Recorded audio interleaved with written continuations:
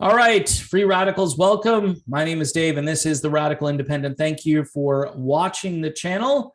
Joe Biden is about to give a speech. And from what I understand, the speech is going to be like Jimmy Carter's malaise speech on steroids. He's going to blame people over and over again for not complying with government mandates and edicts and rules and regulations, and please be a guinea pig, and please, even if this doesn't work, just let's keep doing it over and over again. 2 years. And then you've got the former president out there, by the way, telling everybody, just do it, just go do the thing. And I'm like, wow. I mean, again, my position is Trump better than Biden. That's my position. But my overarching position is I'm just done with this system. The system is not working. Yes, Trump managed the chaos. He did some things that I think were helpful to the country, the economy. I mean, you could tell just when Trump left office that, gas prices started to go up, and then all of the things that he put into play as far as keeping the country secure, which I think is important, even from a libertarian perspective. I don't understand the open borders crowd at all. I mean, we are a sovereign nation, and I think you don't discriminate against people, but that's a very, again, people have such a narrow-minded view on that stuff that they can't see that there's a difference between people who want to come here and not contribute anything or do harm to the country versus people who are coming here because they truly want to make their life better. It used to be called living the American dream. That kind of terminology, I don't even know if it should exist anymore because it's so foreign to so many people. But anyway, Biden is going to give a speech. He's going to tell us, get in line, do authoritarianism. I mean, for those of you, and I was a victim of it too, because I never thought like the Bernie crowd or any of these people that were running for president, well, some of them, maybe Kamala Harris, were straight up totalitarians, but they are, and they're pushing stuff, within the trillions of dollars that they're trying to get passed, which thank God for Joe Manchin. Thank God for Joe Manchin. He's actually voting the way his constituents want him to vote, which is interesting because I'm sure the lobbyists and the special interests and everybody in the world have targeted Joe Manchin and said, hey, we'll give you the world, just roll over on this, and he's not budging. Good for him. Look, even if it was something I disagreed with and you were representing the people who put you in office, I don't think like Alexandria Ocasio-Cortez really represents the area that she was elected, even though some people would think, yeah, she's the byproduct of those constituents. I don't think that's true. I think there's moderation there in that district, but you wouldn't know it. Now she's a celebrity. She's a star. So it doesn't matter. They want her in there because, she brings the district publicity, and maybe she brings money to the right places. I don't know. It's so corrupt. And that's why, the whole idea of decentralizing, which I agree with 1,000%, because you see it every day and it works when you bring the power back to the states and back to local communities. It works. It's called the 10th Amendment. And quite honestly, the people are supposed to have control. Even when stupid laws are made, the people have the right to say, no, this is a stupid law and I want it repealed and revoked. There are some people who vote for things thinking it's going to be one thing and it turns out to be another thing. And I understand that, but if it keeps happening over and over again and you just blame everybody else, like Trump, for instance, who's out there being the salesperson for Pfizer, right? Again, and lecturing his constituents, who, by the way, should boo him right off the stage. Donald Trump, I don't want, endless wars, and I'd like to have a good relationship with Putin and all these things. And, that's all out the window to me. Yes. Was he better? Yes, he was better at managing the chaos. He did some things that promoted the economy, and he wasn't a doom and gloomer, right? We're going to get so much doom and gloom out of this bozo that if you weren't depressed prior to all this, you'll be even more depressed. That's why I'm shocked that there's no optimism here. It's just all the people who refuse to follow government edicts and government rules, and people who don't like lockdowns, and people who are tired of this happening over and over again. We're the kooks. We're the crazies. That's how they're trying to portray people. That's not the truth, though. The truth is not even close to that. Most people just want to live their lives and be left alone. I mean, I guess your best advice is to not watch him speak, but I don't know. Is there a way to avoid that? I mean, you're going to get inundated every newscast. Oh, Biden said, everybody's going to have to do this. People are really worried about compulsory. When they use that word, it means forced. They will force this thing on you, as I like to call it on my other platform. And I'm hoping that states like Florida, where I live, Ron DeSantis, he better hold the line. He better say, nope, it's not constitutional. And more lawsuits need to be filed.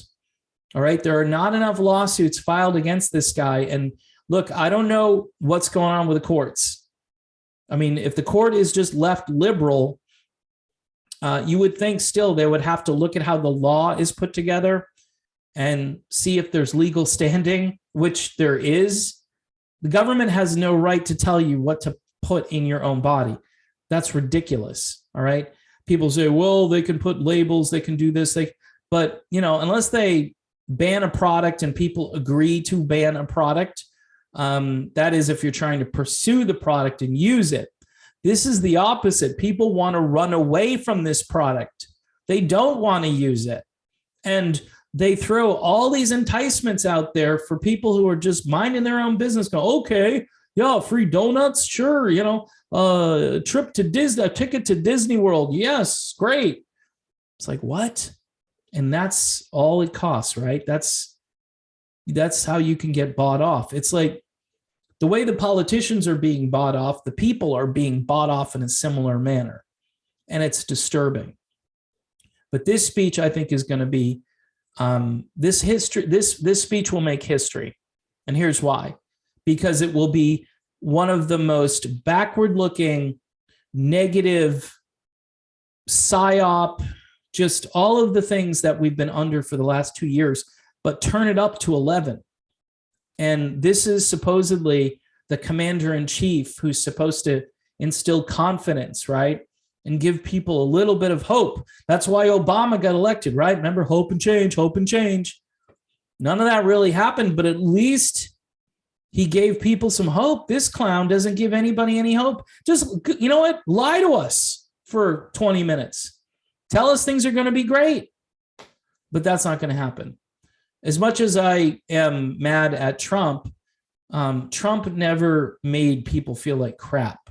I know some people because he was a mean tweeter and triggered those people. But for the most part, when he gave his speech, he was just trying to read the teleprompter properly. And oftentimes he would interject his own comments and sarcasm and humor. And that's fine. That's better than this. This is going to be a train wreck. And that's how bad we are as a country. These are the people we elect. These are some of the worst individuals that we have in the country. These are not accomplished people for the most part. We haven't had anyone. You could say that, oh, George H.W. Bush, he was an accomplished person. All right. Crappy president. But yeah. And would I take that? I hate to say it. And he's a neocon, full blown, let's go find a war and fight it. But at least there was some patriotism and optimism. I'm just scraping the bottom of the barrel right now. I'm not looking for much. I mean, I want somebody who's a libertarian who's going to give everybody the middle finger, right? That's what I want. And there's no way that's going to happen because people are addicted. They're addicted to government, and government is going, by the way, they're going to throw out more, little trinkets so you can be addicted tonight. That's another thing that you're probably going to hear about.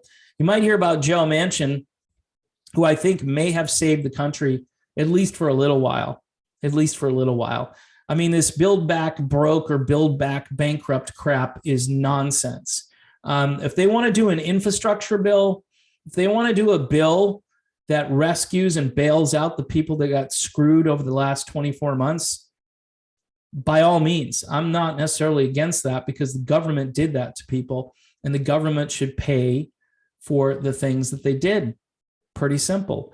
In most cases, I don't want any government interaction or interference, or I don't want the government helping people who don't need to be helped.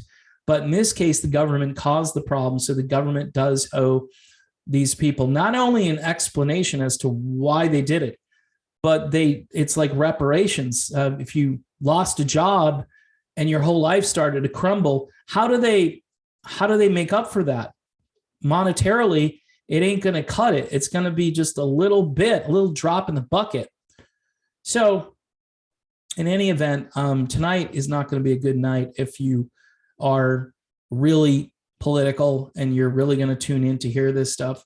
I mean, I don't usually tell people to drink alcohol prior to a speech, but if you want to watch this and not throw something and break something like your TV, you might want to just, find some Xanax, or find a nice Jack Daniels or a Fireball whiskey or something, and just sit back and just marvel at the destruction of the country and the looming attack on those of us who are purebloods, who just, over my dead body, this is going to happen. And now that phrase, do we live that phrase, or are we all going to just cave in and do something, and then it's the end of, if you acquiesce, it truly is the end of freedom. Because if they can do this to you, they can do anything to you. That's the big takeaway from all of this. Anyway, I'll probably do a video about the speech, because I think it's going to be one of the most important speeches ever, because of how negative it's going to be. And when I say important, I don't mean important like it's going to be groundbreaking and good to listen to. It's going to be important because it's really going to outline what is coming to this country if we don't all push back like harder and harder. Maybe this will inspire some people who are, kind of in the middle or on the fence. Maybe it will do that. But again, there are a lot of people at this time of year who aren't paying attention. In addition to the Christmas stuff, you've got football and you've got all these distractions. What you really need is a focused population. Even if it's only 10 or 20% of the population, that's all you need to fix the chaos. So there you go. That's my video. Thanks for watching. If you could stay subscribed, because I just lose subscribers over here every day. In fact, when I post a video, I lose subscribers. So that's how good I am at this. I lose them. And, maybe some of you can stay on the channel, check your subscription status. I know some people have been kicked off, but wouldn't mind to have a new subscriber here or there. But again, I won't hold my breath on that one.